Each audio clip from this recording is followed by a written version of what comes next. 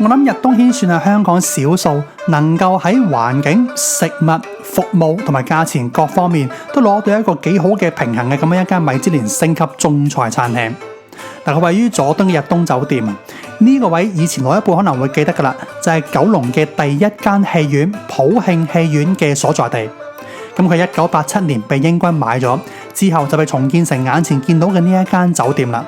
所以亦都係點解佢裏面間自助餐廳叫做普慶餐廳，就為咗向呢個經典致敬。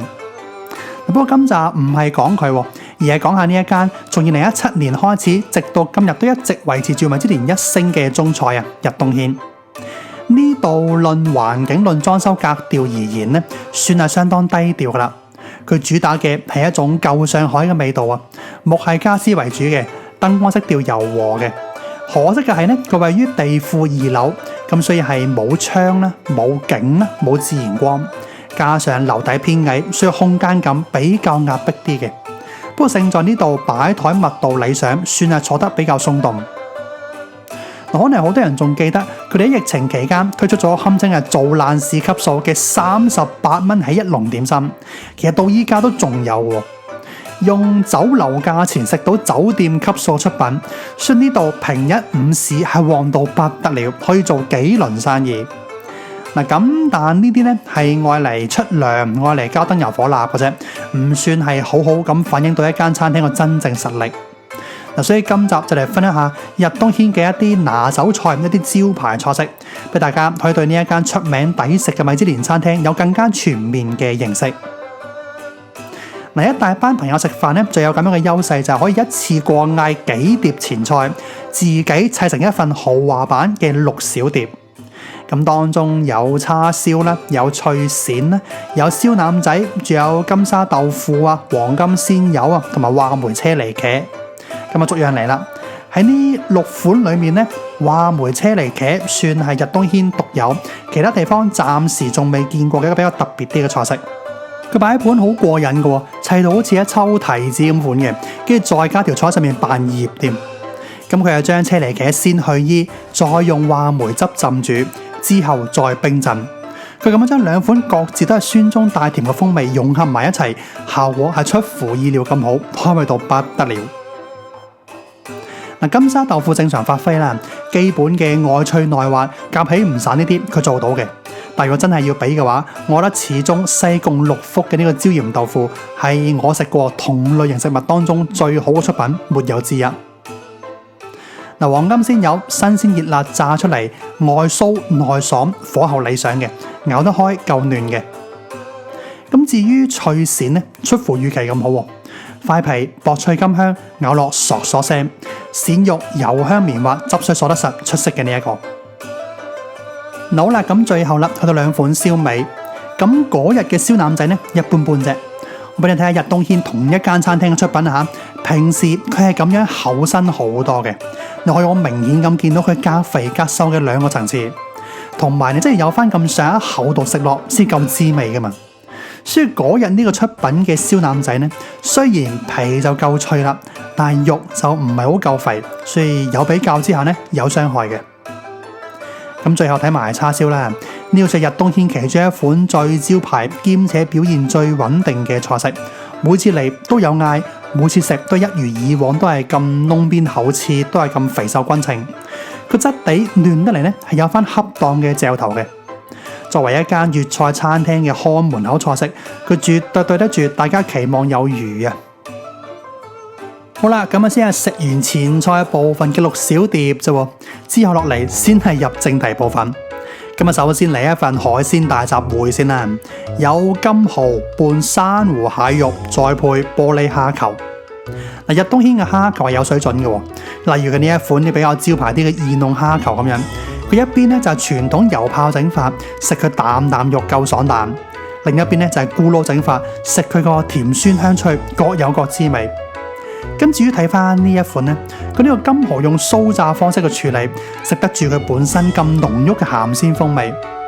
至於主角啦，呢一件晶瑩透亮嘅蝦球，都係一樣幾經典嘅考驗廚房功架嘅餸菜。因為你先要戒走蝦肉表面紅色嗰層衣，跟住再要不停啤水啤到個通透雪白，好講耐性嘅。有公價嘅玻璃蝦球呢，最緊要就係拿捏好嗰個生熟程度，食落係要爽身而唔係結實嘅，咬落唔會成口油嘅。咁但話雖如此咧，即係啤水啤到咁嘅話呢，隻蝦本身其實已經冇乜味可言嘅啦。咁需要有幾位配角點綴下，咁樣食起嚟呢，味道先唔會太單調。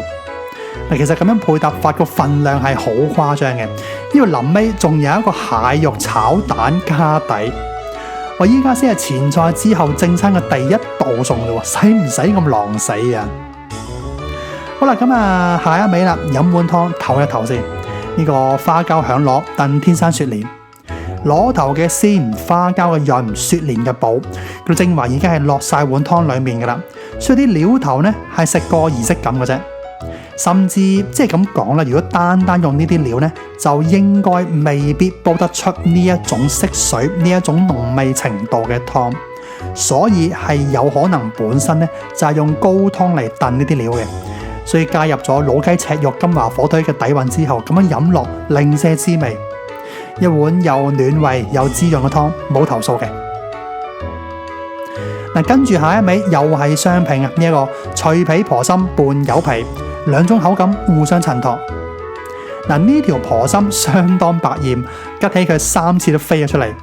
食落就還好啦，因為始終佢偏向細條少少，呢方面已經算係先天不足噶啦。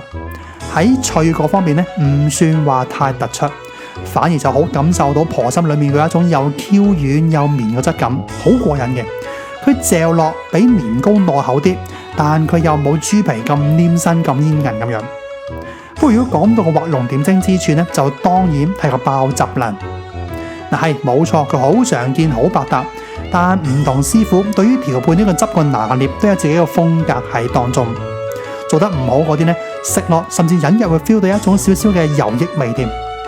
咁而呢度個鮑汁係能夠做到鮮香野味，略帶回甘，嗰個充滿膠質嘅黏稠程度好掛到汁。不過塊柚皮呢就麻麻地啦，呢一塊海綿似乎吸收咗太多汁水，食落太水啊！嗱，柚皮冇錯係應該入口即化嘅，但如果質地太水太化嘅柚皮呢，就唔算話太理想。嗱，所以咁講落，呢個鮑汁就好似係一個手藝出眾嘅化妝師咁樣，令呢一道餸生色不少。好啦，咁下一道係一個七味鹽燒羊鞍，可以話係出乎意料咁出色嘅一道餸。佢外層微酥，裏面超嫩，我會將佢形容為係一件有羊味嘅滑藕咁樣。嗰種嫩係好令人印象深刻嘅，你甚至可以略嫌佢冇乜肉嘅纖維感咁嫩添。咁而講到話羊味呢，好點到即止嘅啫。你會食到羊肉嘅鮮甜，但冇嗰種令人卻步嘅酥味。咁蒜令成道餸食落更加香口野味，但唔肥膩嘅，所以食起嚟係一啲包袱都冇，做得相當出色。好啦，咁跟住下一味呢係呢個乳豬蟹肉炒桂花。呢道餸嗰個精髓係在於食佢個鮮香同埋乾爽嘅口感啊，加埋一粒粒金黃色嘅桂花，咁啊色香味滿足晒啦。我就略嫌佢啲蛋大粒咗少少，如果能夠炒得再碎啲嘅話呢，會更加符合到桂花呢個形容。嗱，其實就咁樣個蟹肉炒桂花已經好夠做噶啦，再加埋個乳豬呢，反而有少少畫蛇添足個感覺。因為反正都唔係一齊煮嘅，都係事後再搭單整個雙拼啫嘛。可能係驚佢望落有啲寡，冇乜肉食啩，唔可能啦。正因為係咁，呢個乳豬如果單獨咁食嘅話呢，佢嘅調味算係偏鹹嘅喎。咁啊真係要撈埋啲炒蛋食呢，個效果可能會搭啲。嗱，除咗調味之外，佢層皮係甘香薄脆嘅，肉身都係夠油香夠嫩，唔錯嘅。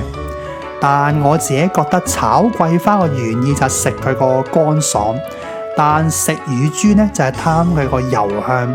咁所以兩者喺我眼中就未必算係好夾嘅一個配搭，即係個人意見啦，就係咁諗。好啦，咁下一味係片皮雞，你望下佢呢個呈現方式都估到噶啦，佢同片皮鴨係有異曲同工之妙嘅，都係配京蔥、醃醬用薄餅捲住咁食。店員喺隔離片皮嗰時呢，係會聽到啲雞皮吹到嗦嗦聲。咁我知嘅，有啲人中意食雞唔食皮噶嘛。哇，咁你真係錯過好多好嘢啦！嗱，雞皮係冇鴨皮咁厚嘅，食落冇咁油，亦都冇過一種鴨臊味，但佢一樣咁脆，咬落乾爽嘅，油香豐盈得嚟呢，佢唔會有肥膩感覺。喂，咁啲肉去咗邊呢？放心，佢同片皮鴨一樣都係會整個意食上埋一個生菜包雞鬆。嗱，即係咁樣講落，日東軒另外仲有一款雞嘅招牌菜式，咁就係呢一款呢個沙薑陳皮生煎雞。同片皮雞唔同嘅係呢，生煎雞用嘅係比較瘦身啲嘅雞，皮比較薄嘅，兼且用冇乜脂肪嘅部位去整，所以個賣點係好唔同嘅。因為生煎雞食嘅係雞肉嗰個香口軟嫩，再配搭埋沙薑，所以食落係又滋味又暖胃。嗱，咁食到嚟呢度，今餐飯都差唔多噶啦。咁呢個魚湯浸菜心就唔講啦，最後嚟睇埋個主食呢個生炒糯米飯，水準之作嚟嘅，啲飯你見到係炒到粒粒分明。如果係蒸熟之後再炒嗰啲呢，食落係會好黏身嘅，係會張住，口感欠奉嘅，好冇乜癮啊咁食落。咁如果係生炒出嚟嘅話呢，口感係軟糯油韌嘅，整體食落係可以冇乜油膩嘅感覺，略帶濕潤，但佢唔算話好黏。咁連埋油香嘅臘味好得。你諗下今餐飯份量咁鬼豐富，呢個生炒糯米飯仲可以令人食唔定口，的確係出色嘅。我諗今餐飯算係食完噶啦，最後想話輕輕講埋呢一個椰汁木瓜燉萬壽果，香到黐晒線，個質感比較稀啲，你幾乎好似飲緊蛋白杏仁茶咁款，同埋個勝在香得嚟，佢唔係好甜啊嘛，所以就算幾飽都好，都飲得落，唔會漏嘅。好啦，咁最後嚟睇埋張單啦，13個人食飯，提前寫好 menu 噶啦，熟客坐房免茶嗌，咁啊開翻3支酒幫襯下，埋單連加一21,600幾，人均消費1600幾蚊。如果就咁睇呢個銀碼呢，平就唔算話平嘅，但成晚食咗10幾款菜式，飽到嘔咁滯，呢口價算係好抵食噶啦。今餐飯食咗日東軒唔少招牌菜式，當中有令人喜出望外嘅，亦都有部分尚有改善空間。咁整體嚟講，算係瑕不掩瑜啦，好食嘅。咁希望今條片可以俾到少少參考價值俾大家。我諗今條片就嚟到呢度啦，我哋下條片再見。